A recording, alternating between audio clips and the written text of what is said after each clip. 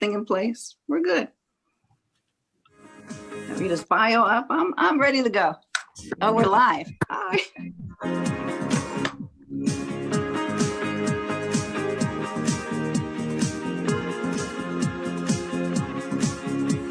Welcome to LOA Today. I'm Walt Thiessen here with Linda Armstrong. Today is Friday, March the 27th, 2020. It's 4 p.m. New York time.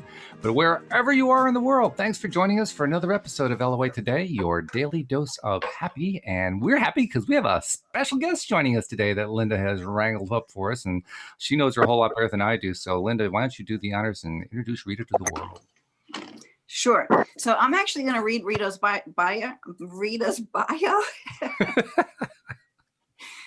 Okay, rushed energy. God. Slow down.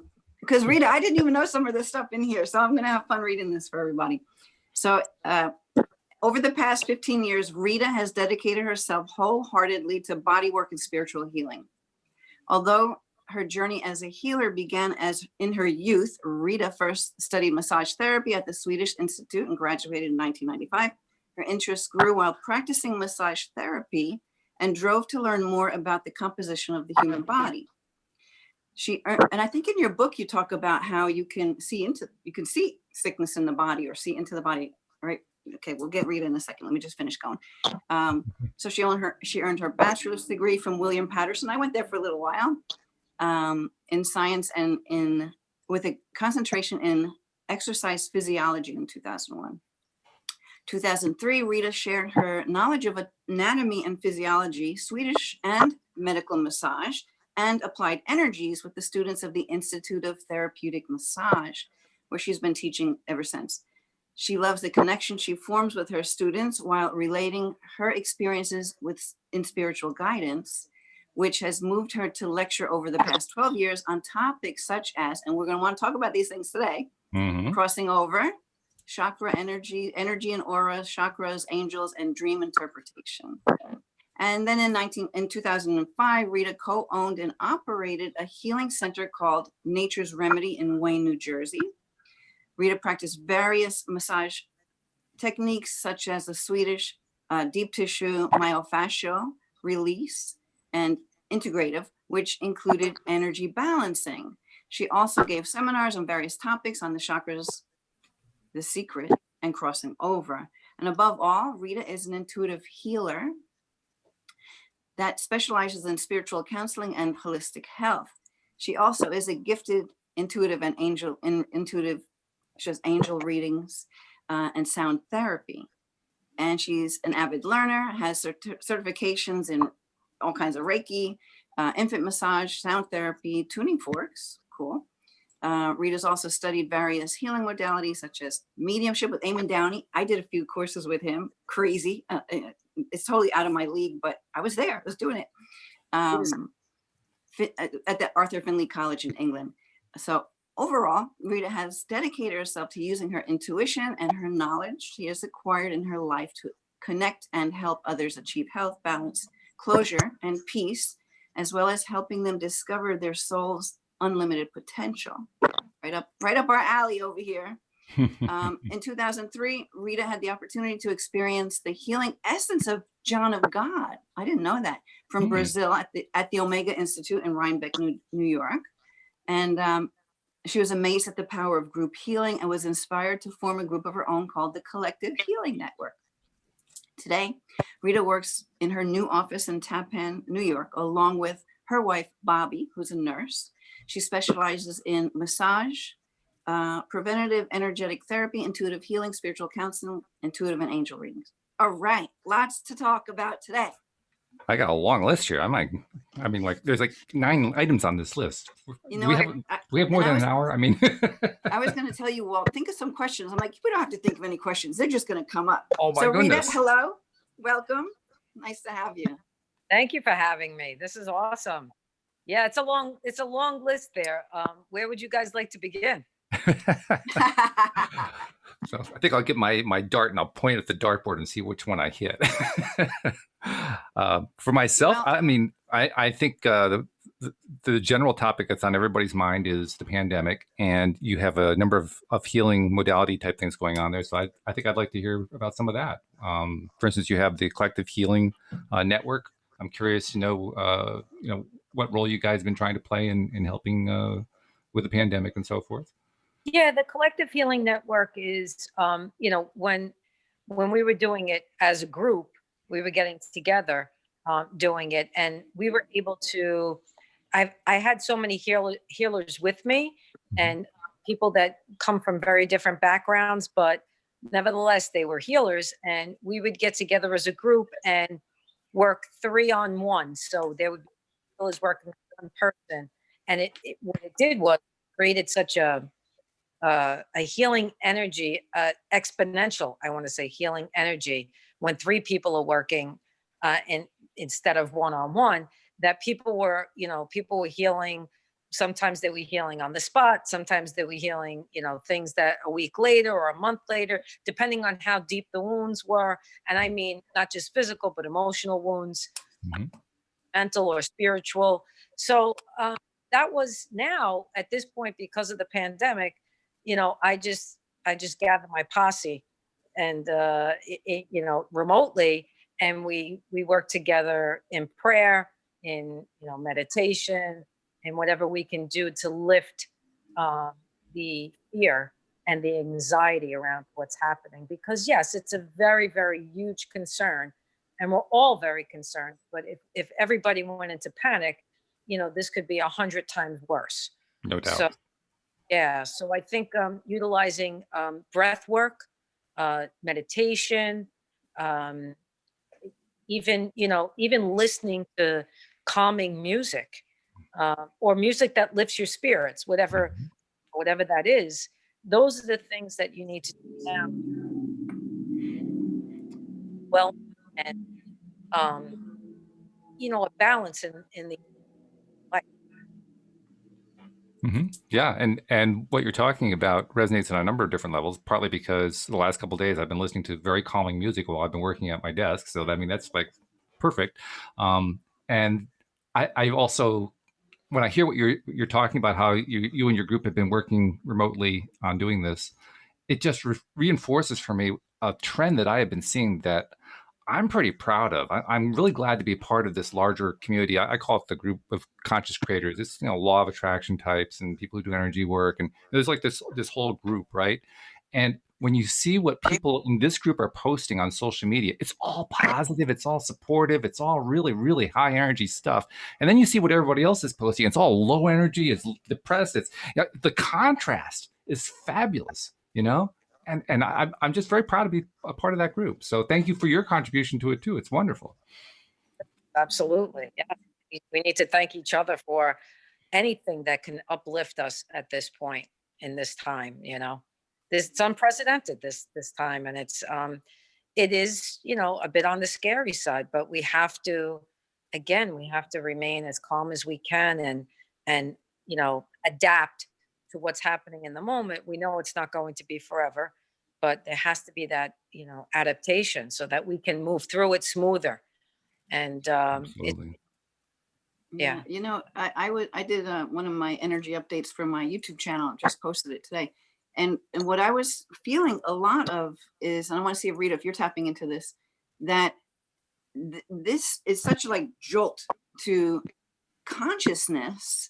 Like I feel like this whole thing, part of maybe something good that comes from it, is that it's awakening other people. They may not even realize that this is happening for them, but it's kind of making you have to look to yourself, to what it is that you would really love to be doing. Because with so many of us, especially the people who haven't really woken up spiritually, just in that rat race, just going without taking the time to see what truly is my soul's purpose.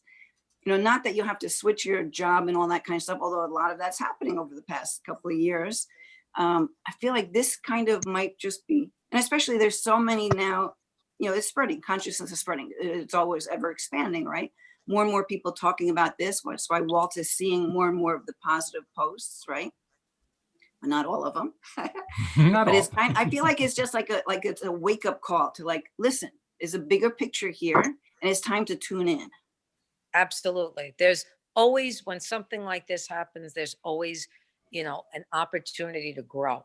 I think if you can get out of the fear long enough, you can see that. And I know it's very difficult. I mean, you have loved ones that you care about. You have, even like your grandmothers or your grandfathers who are even older and are, maybe susceptible more to things.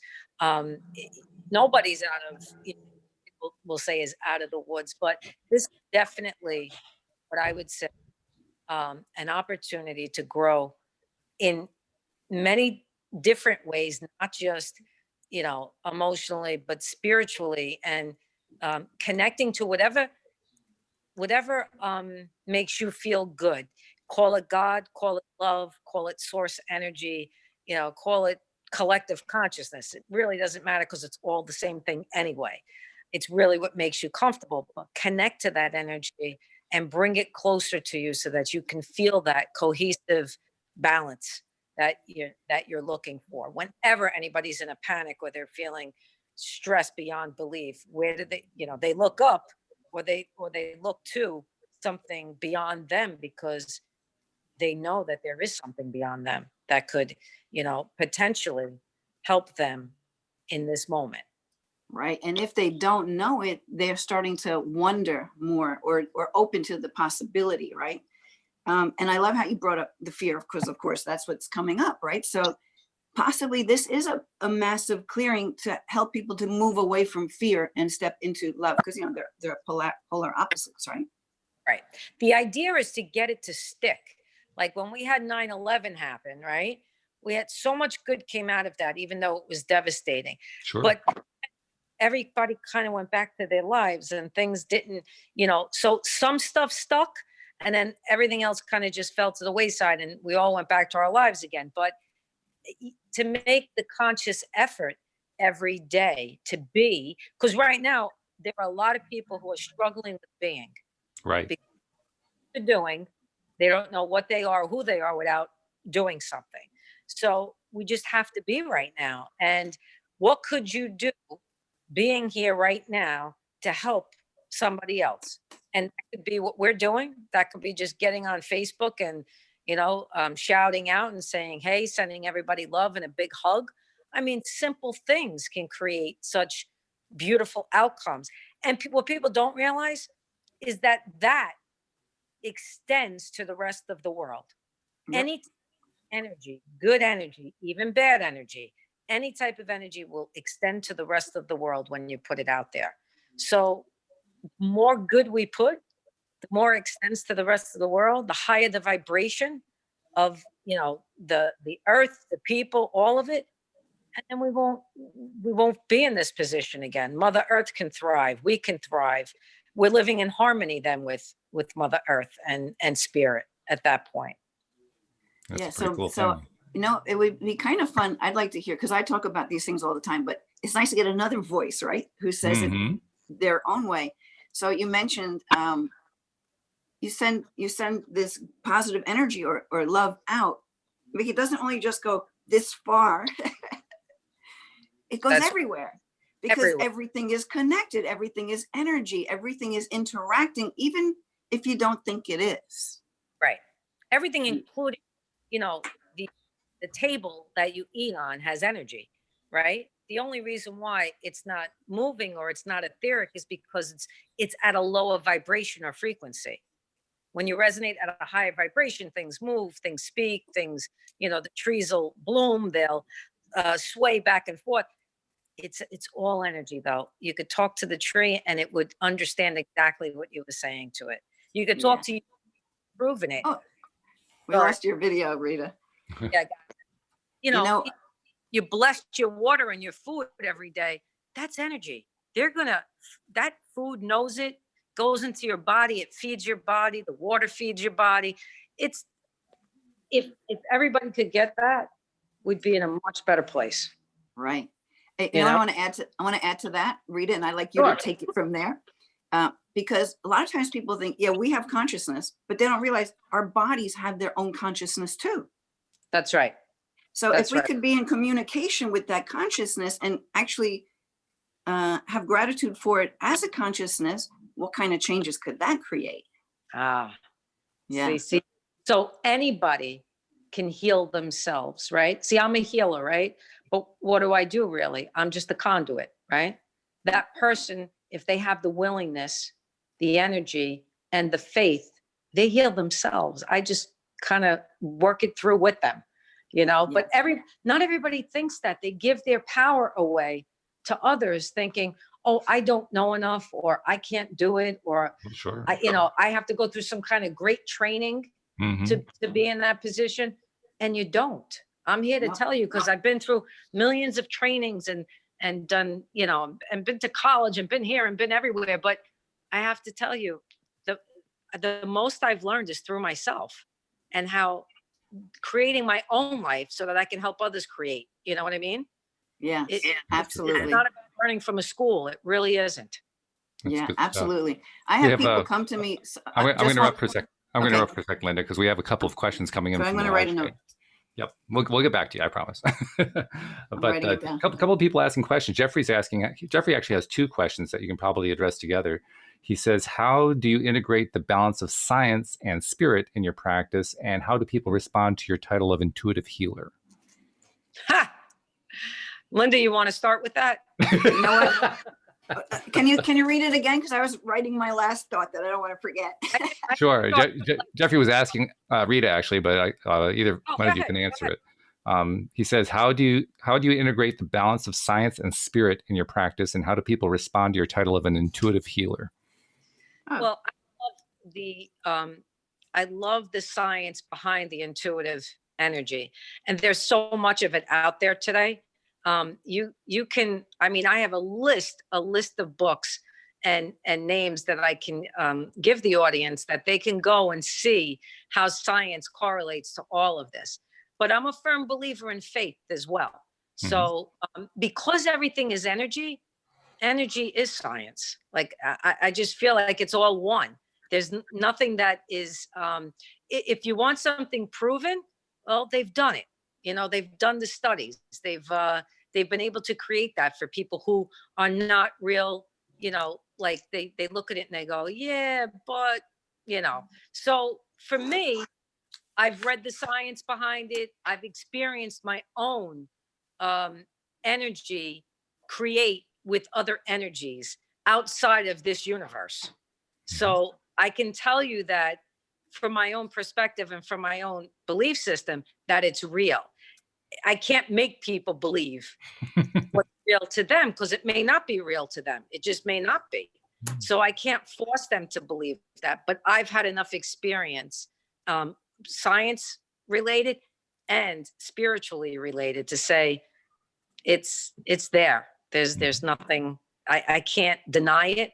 And I can only hope that people will see it, feel it, know it for themselves. You know what I would add to that? I'm writing notes all over the place here, because I don't want to forget. But okay, so for me, I just speak my truth. I don't give a shit if someone thinks I'm out of my mind, because even by just speaking my truth, if it feels so even out there for them, it's so we talk about this. We planted a seed, or we cracked the egg. You can't uncrack that egg, right? Some information went in that their soul and higher knowing, who knows the truth of all of this, can start to lead them towards finding whatever it is they need to help them feel supported in that this could be a truth, right? So I kind of leave it a little bit on, I guess, I don't know, maybe we look at it this way, leave it to spirit. Spirit will handle it.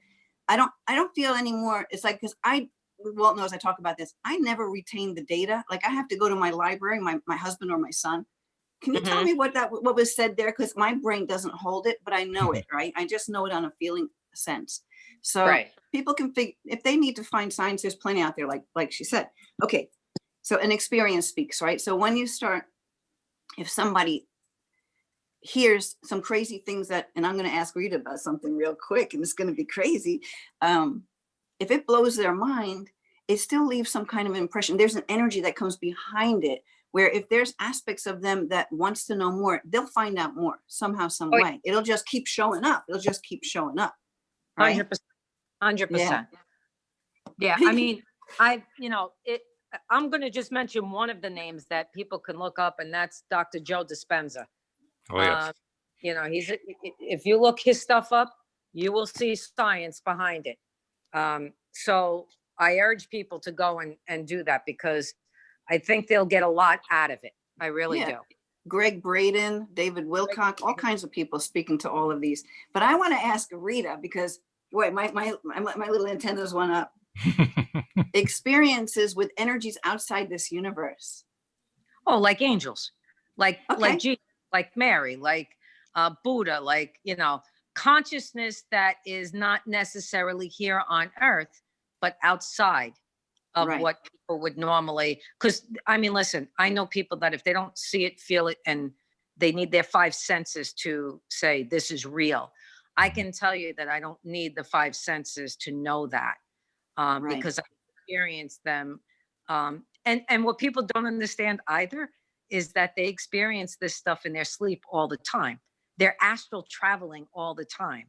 They're working with the higher beings. They just maybe they don't remember it, or they don't experience it, and in a way that it's, physical to them, but we do it nightly. So yes, I've had no wonder I sleep so long. I've had visions of Mary and Jesus. I've had a huge experience with the laying on of the hands. I don't know if you guys have ever experienced that.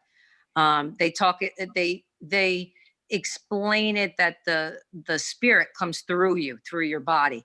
I can't, that was like beyond even words. It's probably the most peace, I'd call it nirvana, that you would ever feel in your life, or that I felt when I experienced it. So I think you have to be open to stuff. I think you have to not be afraid of things, because if it feels good to you, then it's good. If it doesn't feel good, then it doesn't feel good, and then you don't have to experience it. Right. But to say, I think for some people, they're just afraid of it because they don't know enough about it. And they're always trying to prove something. Well, there is proof. There is definitely proof. So go and look up those scientists, because that may help people experience it in a different way and open them up so that they can experience it even in other ways. Yeah, I like to simplify it as if a truth will always make you feel lighter because it's of light, and anything else will make you feel heavier. So even the little bit of excitement or the curiosity, that's a lighter feeling. Sure. So that does actually guide them to find out more. Right. Until the negative programming comes in. My mother said that's impossible. But that's I feel, and that's why I love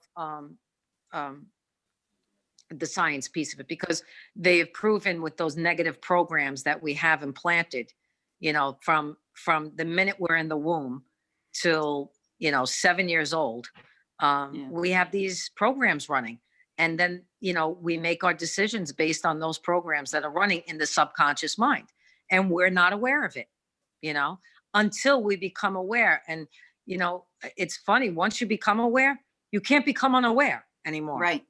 Like once that's true. Make an excuse like, oh, I didn't know, because that's it. Then you're aware. But I tell you that is huge when people can get to those subconscious blocks. Their life changes immensely at that point. They really feel more in control of, and I don't mean it, control in a way that you have control over someone, but with their own lives, they feel that everything's good. You got a hold of everything because you're not running the old programs anymore, those fearful programs. And that's why you feel lighter when you leave an energy healing session, because you let in more light and you let go of some of that stuff which weighs on us. We don't realize. You don't realize how heavy it is until you let go of some of it, and you're like, "Ooh, I feel like I lost 20 pounds." That's right. And since this morning. I count on my hands how many times that has happened to me, where you release something and you feel much lighter after that. And I tell people all the time, because they say, well, could we do it all in one lifetime? Probably not. We're probably not going to do everything in one lifetime. We're just going to do the best we can, because we're all learners and teachers. Like, we're all students and teachers at some point on this earth. And we're just doing the best we can. But did we answer that question fully? Oh, I think you did. Yeah, Jeffrey actually was giving us a good reaction on it, saying he appreciated and heard what you were saying. It was resonating with him. He related to it, so that was good. Okay. We also had another question from Josephine. Josephine was asking that she pointed out that Linda has been talking a lot about David Wilcock lately, and was wondering if you knew about him and if you had any perspectives about him. David, I like the name is familiar, but I don't know. Yeah, David Wilcock, he does a lot of work with Corey Good. He's exposed, he's been in with people who have had experience with the space program, you know, aliens, ETs, but even more than that, he's like a historian. So he documents throughout the ages how a lot of these patterns have repeated. And you do astrology too, I think, right, Rita? So like you can see how some things come about. I mean, even the astrologists, I think we're talking about a pandemic in this time and space. I think I've listened to some. So he does he's written so many different books, but what I love about him, you want to talk about giving evidence or science, or, you know, he puts printed articles. You can see the pictures of them from wherever, New York Post 50 years ago, and what they were saying. Because like he talks about disclosure, right? So a lot of information is actually put out there, but it's like just spit out there because the media won't talk about any of this stuff. Right. So he's one of those guys that taps into a lot of that. Mm-hmm. Right. Okay. Yeah. I listen. If you wanted to know if I believe in that stuff, absolutely. I think there's other life forms in different universes, in different, you know, galaxies, and all. And I feel like some of them are, you know, like farther along than we are in the learning curve, and then some maybe not as far.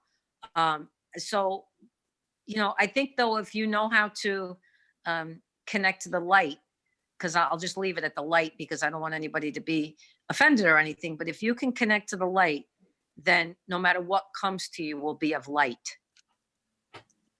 You see? Well, but I always like what Carl Sagan had to say about it. He said that with all that space out there, it would be a waste of space if there was nobody else out there. So there has to be somebody else. Of course. And I guarantee you some of them, I put money on it. There are some of them helping us at this point. Oh, absolutely.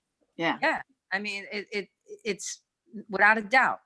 So we have to be grateful for that. I thank those beings that I can't necessarily see, but I know they're there and I know they're helping us. Yeah. That's very encouraging stuff. You know what? Maybe I can bring up, because I did mention it when you came to my house, Rita, and you tapped into that there was a portal here and didn't even know anything about it, that I knew about it already. And I like how you were tapping into the feeling you sensed all these little earth spirits, right? Yeah. Around the space. She even sensed the Mother Mary energy. So that's like, you know, some people would think that's pretty out there, but this portal energy, I've been kind of working with and trying to find my way with it. Right. That's not of this world. Right. Exactly.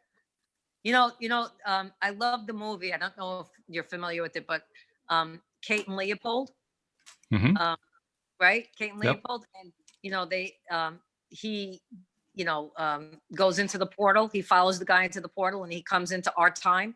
Right. Follows him back into that time. And I think it's the Brooklyn Bridge that's the portal. I think so. Yeah. Right.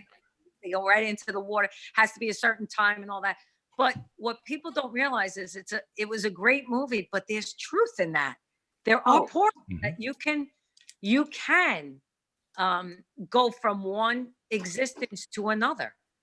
Not to say you want to, but I'm just saying it does exist. And people, you know, you don't have to believe it, but there are things out there that may seem like they're out there, but they're really not. They're, you know, they're more than you know, and probably closer to you than you even know, because we're all of the light. And, you know, when you go back to the light, you understand things very clearly because you don't have your ego attached to you. It's only your soul creating at that point. So you understand it much better. When you come here, you get amnesia. So we have a little bit of a, you know, hump to get over because, you know, we don't remember everything. But I guarantee you, if you read and you keep reading and you keep learning, there's going to be certain things that resonate with you that you don't even know why they resonate with you, but it's because somewhere in the universe it's true. Mhm. Yeah, and somewhere Somebody you've experienced it and you know it from another time. Exactly. Yeah. Exactly. And and so what you were just saying is what David Wilcock does. He puts out like information he gets from the insiders from that work with all this ETs. Yeah. Is that like movies like Star Wars, so many movies, Star Wars and a whole bunch of others, have the information that is real and true information sprinkled out there. Right. And they sprinkle it out there so that when there is some sort of a huge disclosure, which I understand is coming pretty soon, we won't be freaking out because we'll have already been kind of hinted at things like that. Let me tell you, spirit is so protective of us. You know how we have an internal mechanism that protects us? Okay. Well, spirit has this thing that protects us as a collective consciousness. There's only so much information they will let in at a time so that people don't freak out, right? Right. And only so much we could digest so that, when the time comes for disclosure, we go, oh, okay. And we're not like running for the hills at that point, right? Yeah. That's spirit saying, they can only handle so much. We have to protect the energy.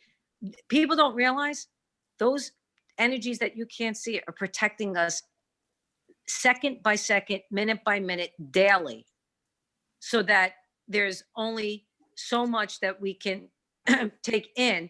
And then they'll say, okay, now you're ready for the next piece. Now you're ready for the next piece. So you have sightings all over the world of Mother Mary and messages that she brought, right? It's not mainstream. We're not going on CBS and NBC and all that, seeing that. But have there been sightings? Yes. Oh, yeah, have there sure. been messages? 150%. So it comes as it's supposed to come. Everything has its timing. And this I want it to happen a little faster. well, yes, people who are like us doing this work already and have been doing this work, and our energies are a bit more fine-tuned to that. Yes, we're looking like, let's go. This is the age where, and we need the peace for the next 2,000 years kind of thing. Yeah. I'm reminded of the message that Abraham Hicks put out over this whole pandemic thing. And in their message, they said, don't worry, everything's working out great. In fact, what you're going through right now is setting you up for something truly amazing to come immediately afterward. And I just wondered, does that make sense to you too? 100%. Yeah, definitely. Because whenever you have this kind of lesson or this kind of learning curve that we're going through, we get, in the end, we get that big wow, the wow factor. And that it's definitely there. So I'm going to switch gears a little bit, if it's okay. We'll see what Rita thinks about it. But I wanted to ask you, Rita, if you think that your upbringing played a huge role in your opening to all these gifts that you have, and when did it start becoming real for you? Like, when did you say, well, okay, this is actually real? Yeah. So I'd have to say my childhood was perfect in setting me up to be who I am today, because it was really the exact opposite. You call yourself the black sheep of the family. That was me. I was like, I don't know if I belong here, so it perfectly set me up for this. And I know people may not understand this, but we all choose things before we get here. We write out a contract, and you pick your parents and your siblings and the people in your life that aggravate you the most because they teach you the biggest lessons. And so I picked, I sometimes I wonder. A lot of us have wondered. How many times did I get on and pick all this shit that I picked? But it so perfectly got me where I needed to be to help as many people as I can and continue to, because that's, I think, what I love the most about my work. How can I help somebody else along the path? But my favorite way of expressing it is, what was I thinking? What was I thinking at that time? Yeah. I don't even know if I can curse, but you know what I would say. So I think, yes, I think everybody picks perfectly for what they need to learn in this lifetime. I think, you know, uh, we don't, we don't have the map when we get here, but we have all the things to navigate us through it. If we want to learn, if we want to open up, if we can release the fear and surrender, spirit gives us all the tools to navigate. So You know, I've been blessed to have those tools. And I did not recognize probably to the fullest extent till I probably was in my late 20s, early 30s. Mm. What I did know is I was an empath. I knew I was a healer and I knew I was a teacher. And above all, I knew I needed to help people. I just didn't know what that capacity was. Mm. So, you know, like everybody else, we go to school, or we have like all these different jobs that we do, and we try to figure things out. But, you know, little by little, I was being shown the path. And I so think everybody gets that opportunity. it kind of brings up another question, which I don't know exactly where I sit with it, like karma, right? So Yeah. like, do we choose some of those difficult ways of being to release karma for, like, I don't know, I don't really totally get it. You don't get karma, you mean? Or Yeah, I think I have some conflict around what karma is, and or if it, you know, if it really does even play a role. yeah. You know how the most people say, you know, karma's a bitch, right? But really, karma is you having to learn a lesson. And so it's like anything else. Whatever you put out, you get back. It's the law of, you know, that's really the law of attraction. You put out good, you get back good. You put out not so good, you get back not so good, right? And I think people have karma left over sometimes from other lifetimes that they're working out. Maybe they couldn't finish it in that lifetime and they have to work it out in this lifetime. That's the part I question.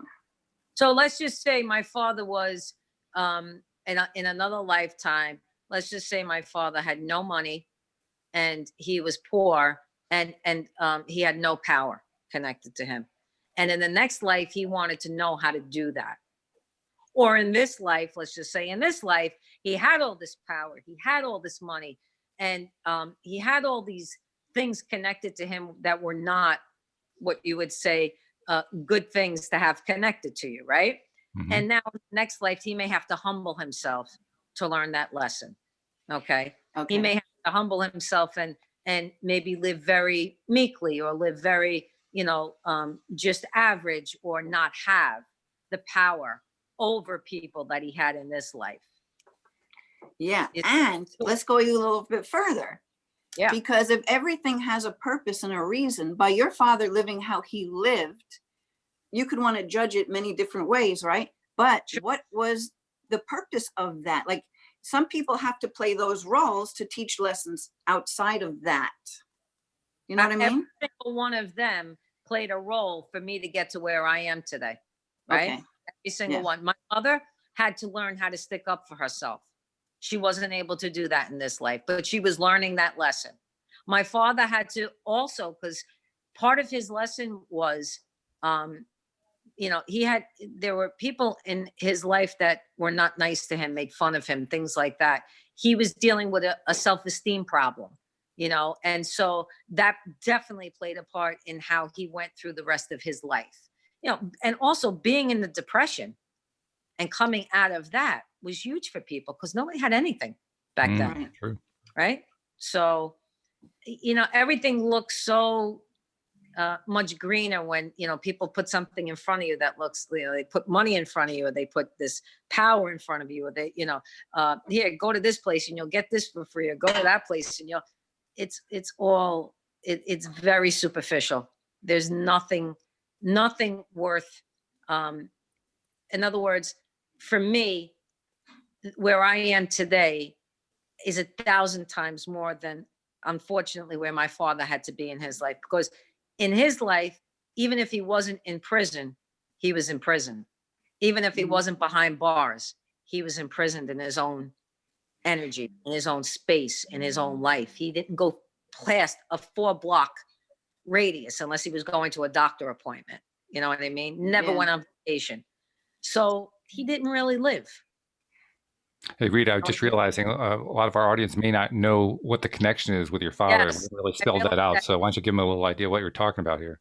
Yes. So my father was very known in the day for being the boss of the Genovese crime family in Manhattan, and what they called really as well the bosses of all bosses, which was, he was the top guy. So really nobody could go to him without um, making a decision about big things. He Mhm. ran a corporation pretty much. He just, you know, um, he ran it the way he saw fit. There were some, they had their own codes, their own uh, things that they went by. Not necessarily what I would say was great, but then again, I look at the world today and I'm like, well, there's a few things going on here that aren't very morally and Tell me about oh, it. we won't get into all of that because I don't want to I'm not a politics person, but I know energy, Sure. and I know what's going on, and I'm sad about it because it could have been avoided and it Mm. wasn't. Just like my father might have been able to do a few things differently, but he didn't, Yeah. and they just did it a certain way, and I could not live that way.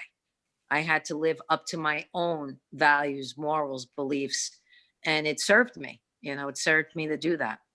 Once again, though, from my perspective, despite, I mean, we can all point to all the things. I think everybody has a pretty good idea of what's been going on Yeah, of in course. general in the world. And we can point to all this stuff. But I think, again, about what Abraham Hicks said, it's setting us up for some really great stuff coming out of it. Fabulous. I mean, I've been calling this 2020 the year of clarity because I really think a whole bunch of clarity is going to come to a whole bunch of people. And I think we're in the midst of it right now. Absolutely. And I don't think you get that kind of, like I said, wow factor without having that kind of adversity connected to it. Hmm. You know, we had that kind of wow factor like on a daily basis, nobody would learn anything. You know what I mean? Like we have to come through shit to get to the good part. Right. And Right. that's just how it goes, like even growing up in my family, came through all of that to get to where I am today. I am completely blessed by that. So I could complain and bitch about it all I want, like how it was, but I'm not. I'm not going to do that. I'm going to say it got me where I needed to get. Now let's move forward. Right. So one question which kind of ties in, but to like soul contracts. So say we have this experience where you have, let's make it really bad, a child who gets murdered by somebody. Yes. So, they have a contract. There's some purpose for this for both of those involved and maybe many people around through that experience, right? Which we judge as a really bad experience. But I feel like, and I even saying it feels a little strange. Like it wouldn't happen if there wasn't some kind of purpose for it. Like that's so, and I only know this from like a young child who died of a brainstem tumor. And I used to like hate God, think, how could you take this little girl? And then I remembered listening to all the people who spoke at her services about how much she taught them in her experience.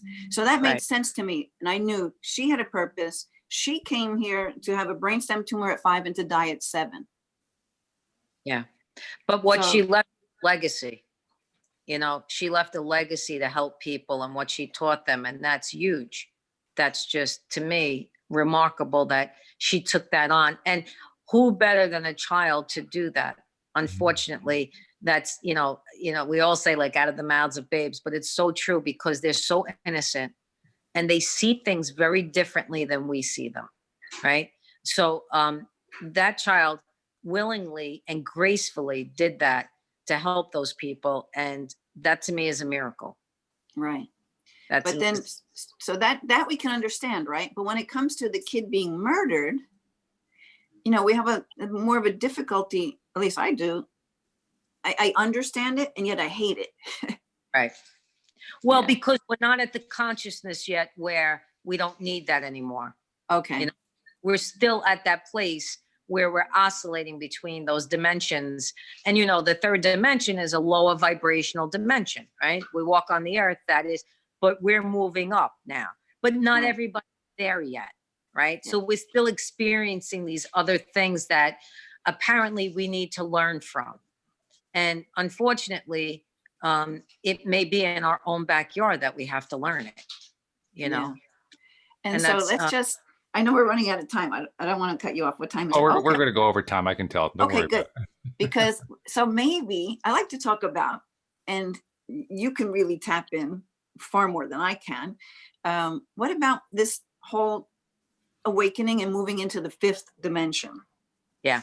So I think we're oscillating right now. There are people still very much in the third because they're okay. Then there are people in between that fourth dimension where things are a little bit, they're opening up, right?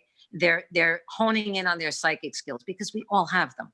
Right? I try to tell people this all the time. We all have abilities. It's what would you like to tap into, right?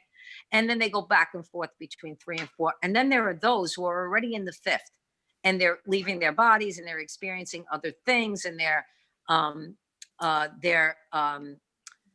the teachers that are even being able to shift things with the earth plane that, you know, a lot of people may not be aware of, but they are doing it, right? So when Mother Earth clears, she clears one of many ways. She either does an earthquake, she does a tsunami, she does a, you know, whatever she has to do to clear the land, to clear the energy, right?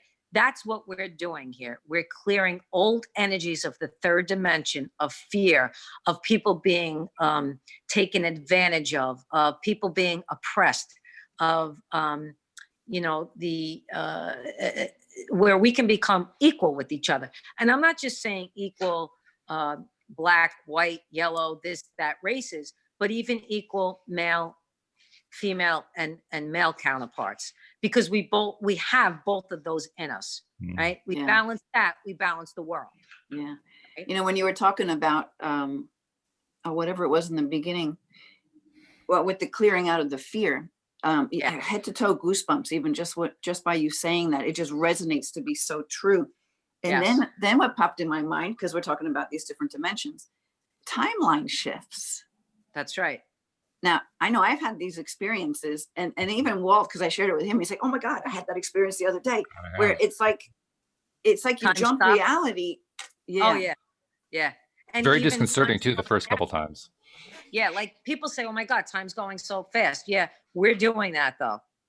Time will start to slow down when you move into those other dimensions. Because what's important to you and what you find to be you know, sacred in your energy becomes the focus, not the day-to-day running, not, you know, not the doing, but the being becomes the focal point at that moment. Yeah. We've lost all of that because generation after generation, you know, once we had the Industrial Revolution, everything expanded so much so quickly, right? Which is, listen, it's not a bad thing. Inventions, fabulous. Certain medicines, fabulous. But we really lost sight of the deepest part of who we were, who we are. And that spirit piece is so important that, you know, people just don't recognize it. They just don't, because they're so you know, involved in so many other things around them. Right. So many. And which is why now we're all being quarantined. Yeah, right. It isn't much the way we lose it, is it? I mean, because we always have it there. It's kind of along the lines of a 1-year-old who puts his hands over his eyes and says, "You can't see me," but the connection's still there. It's still going on, isn't it? That's right. And we have to become more of childlike at this point. We have to really do have to get into the energy of the child and see things from an enchanting point of view. You know, be able to take a box and play with it for 7 hours, making it 17 different things. Right.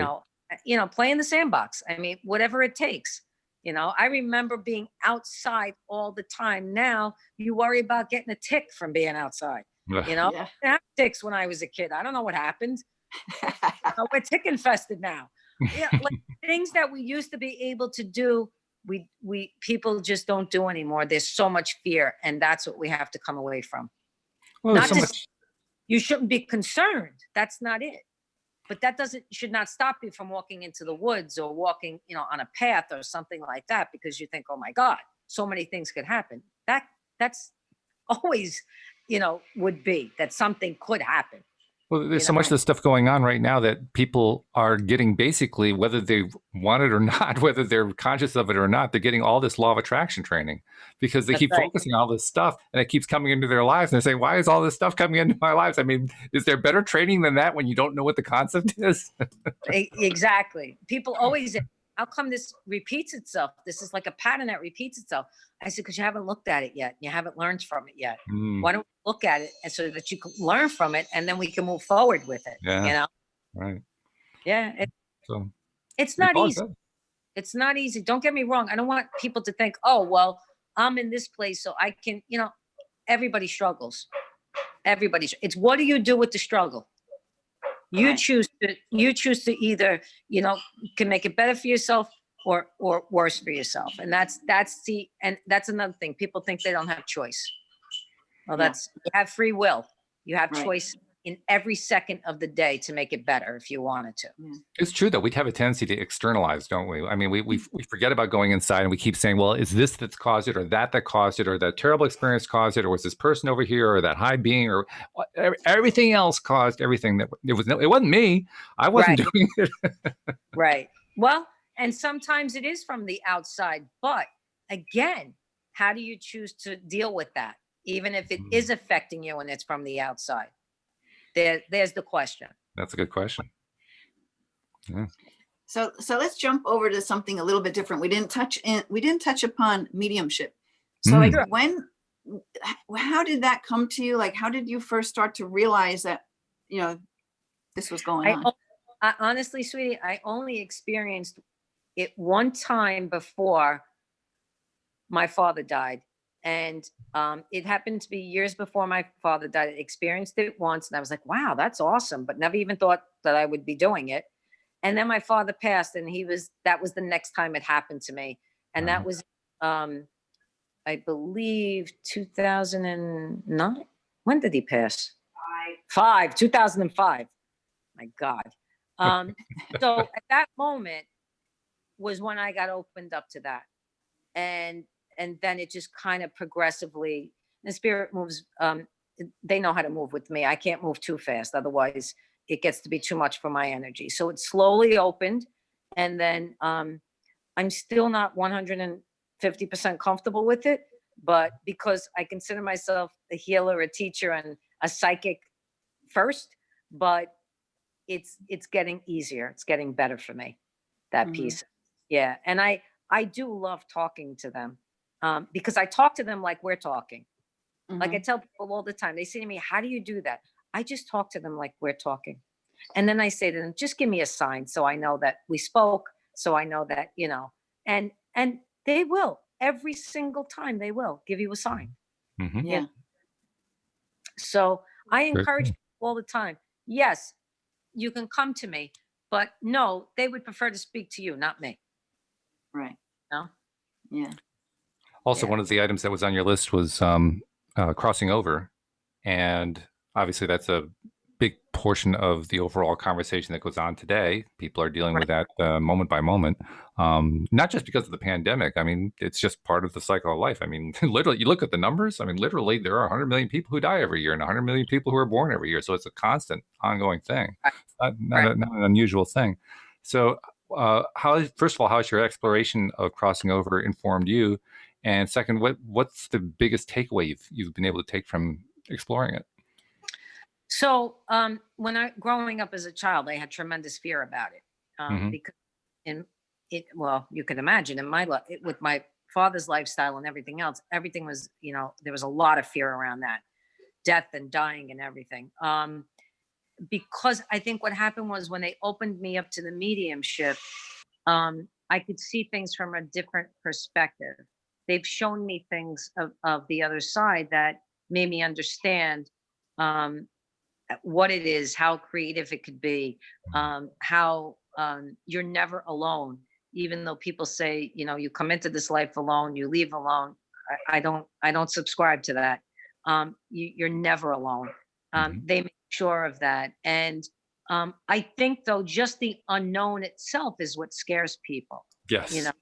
So I think that's why people choose to go certain ways. Like I know there are people that just say, listen, I don't want to know what happens. I don't even want to know how I got here. Just give me a massive heart attack. I'm done, kind of thing. Or people with Alzheimer's or dementia that say, listen, I got to kind of get my feet wet. I'll be able to be here lucid and then take me to the other side and show me something so I can get used to that feeling. Right. I think everybody needs to experience it the way they need to in their own way and in their own time. But my biggest takeaway was that I'd have to say there's so much there that is so incredibly beautiful and like colors and sounds and the ability to be able to create anything you would like while you're there, and then the ability to be able to help people on earth as well. So I to me that was like an incredible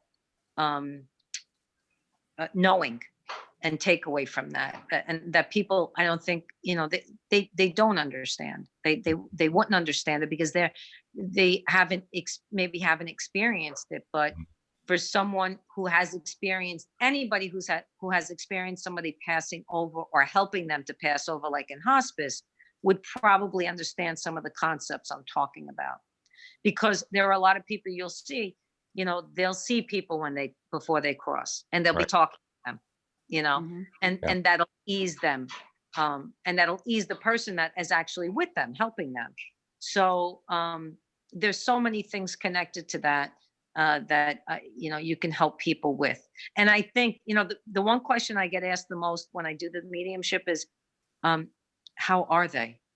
And every single energy says to me, better than you. Good way of expressing it. Right. Like it's funny, but and they are funny. Like, I mean, I've had some great energies come through, funny energies, and they're just like, yeah, I'm better than you, because you're still learning and dealing and, having to, and I have to say, they want to make sure like they're not suffering, they're not this. And that's that old dogma of wherever you grew up and whatever religion you subscribe to, that's that old stuff, Exactly. Yeah. And I don't, listen, this is me. I don't believe in a hell. I don't believe in the devil, quote unquote. Do I believe in lower vibrational energies? Yes. And do I believe you can create your own shit? Yes.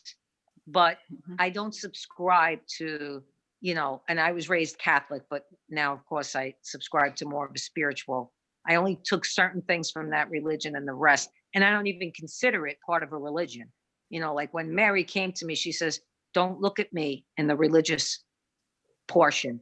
See me as a mother, see me as an energy. Don't see me as that, Very cool. that. And I was extremely happy with that.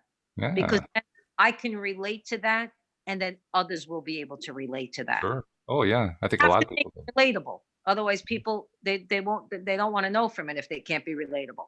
It makes sense. Yeah. By the way, Jeffrey has one last question, and he thought it might be for the next show because we're normally out of time, but I figured let's take a moment and answer it anyway. He wants you to talk a little bit about healing intergenerational trauma. He said he had a few questions, but he didn't type them all out. So maybe just kind of in general, what can you talk about on that general topic?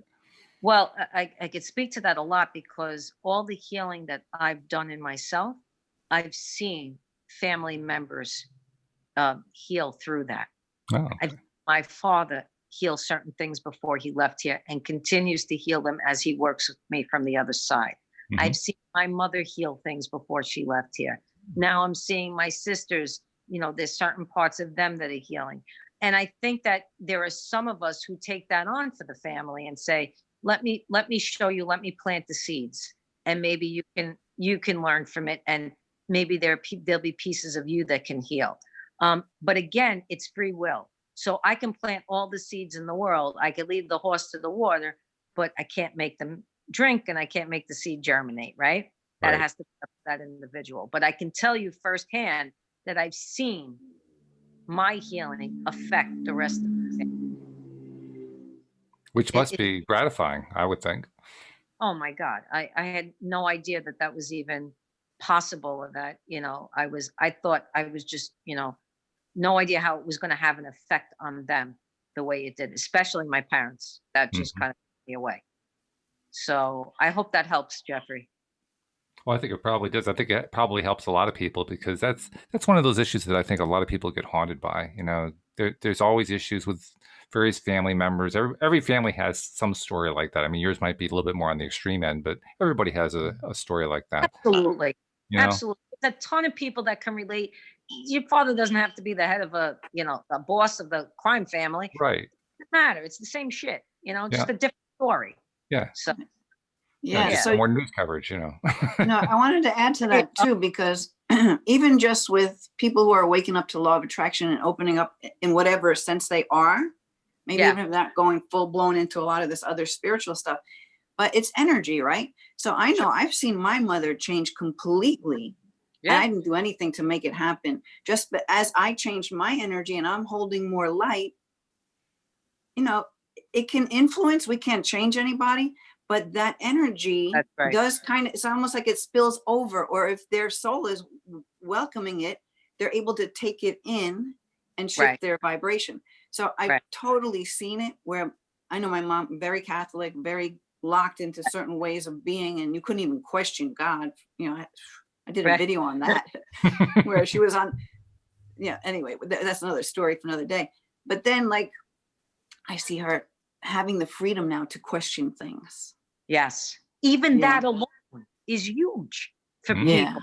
Even that alone, because it doesn't matter what you believe in, as long as you can, connect it and feel love from it. Right. It doesn't really matter. So, but what we were talking about before, Linda, whatever you do reverberates into the world, right? This is the same thing. You're holding the light for someone else. They're connecting to it. They choose then to take it or say, you know what, this doesn't work for me right now. I'm not ready. Right. Which speaks right to something you said early on. You just send that love out. It doesn't just stop. It just goes. It'll go wherever, even healing. You know this. You can send healing to, sometimes I'll be walking down the street and I'll just send healing to people. They'll either take it or it'll bounce off them because they can't accept it and go to somebody else. I mean, it's never wasted. That's right. Yeah. I'd seen it bounce off of people and go right to their dog.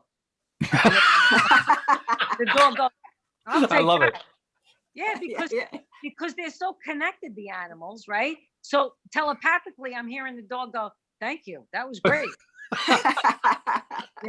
And then maybe they can give it to their to their people that they're living with, because they'll accept it from them and maybe not me. You know what I'm saying? Right. Yeah. But dogs know who's good and who isn't. Yeah, they're the conduit in that case, which is perfect. 100%. Yeah. By the way, Jeffrey responded to your reply about intergenerational healing by saying, "Yes, I love hearing that. That's me." So you resonated. Perfect. Thank you, Jeffrey. This is awesome, guys. I love what you guys are doing. I would love to come back and speak again. Oh, absolutely. Well, I'm going to take that as an opportunity to invite you back. So come on back. Just pick the date. Anytime. You let me know. I'm on. Well, Linda and I do the show together on Friday. I also do it.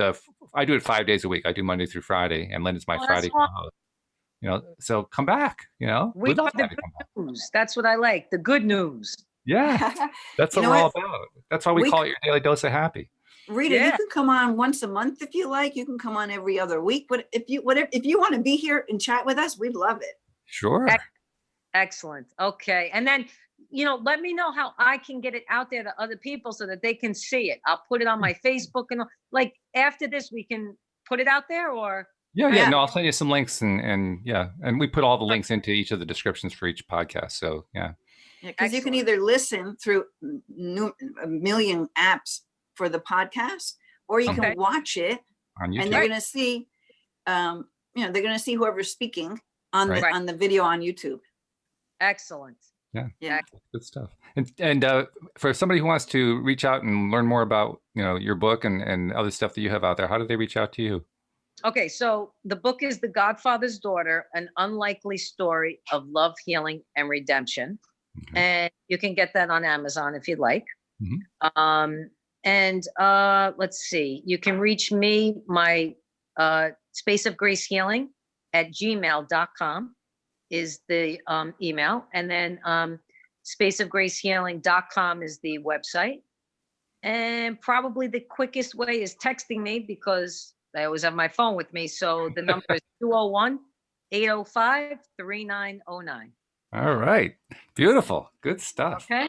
Well, Linda, Yeah. you did a good thing. You brought on Yeah. a real winner here. I mean, we may actually be adding a third co-host on the Friday shows. You never know. Hey, never know. I'd Yeah, love because to. when Rita was here, I'm like, oh my God, you just have to come onto the show. Yeah, Yeah. it really was awesome. You guys are fantastic. I have to warn you, though, Really? if you do decide to come on more regularly, it's very, very addicting. Just have to give you that upfront warning. You know. I can feel it, Fred. I like it. All right. And I very just good. wanted to say one thing before we go, because I think I heard Bobby in the background, Yes, Bobby's in the Okay. background. and she's working in hospitals, right? Helping She people. is working for a school now. Oh, okay. So, yep. So she's she was working in a surgical place, and then that was till last week, and then now she's going to be working for a school. Okay. So I want to just send her some extra love and healing and stuff because she's probably Right. been exposed a lot. So Yes, she exposed. We had her tested. It's negative. We have about, I think Wednesday will be the day. It's been 2 weeks. So hopefully we'll be okay till then. And then but then you go out again and then it's the same shit over again. You know what I mean? So Just keep the vibration high. You're going to be fine. we have to Okay. everybody, all the medical staff for what they're doing. It's incredible. Mm. My wife she's an incredible healer on top of being a nurse. And, you don't have enough love for them. It's just like Mhm. unbelievable, yeah. So I wanted to add too, because I know Bobby does this kind of work as well. She Yes. can hop in on the show with us too. We're open. Excellent. You hear that? And you guys can be on together. She's in, she says. Okay. All right. good. Very good. Right. Well, thanks so much for joining us, Rita. We really, really appreciate it. And it's been lovely. It's been wonderful having you. I love your down-to-earth way of expressing things. Of course, you're a New Yorker, so that makes sense to me. I grew up in upstate New York, so I get it totally. I'm but sending virtual hugs to everybody. love it. Love it. All right. So thank you so much. Thank you, live streamers. We appreciate you. And especially thank you to our podcast listeners as well. We'll see you all next time here on LOA Today. Goodbye, everybody. Bye-bye. You can hold on for a second, Rita. Yes, go ahead.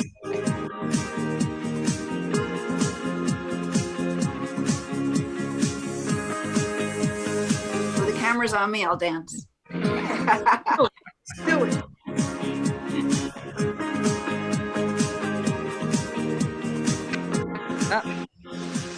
Got me?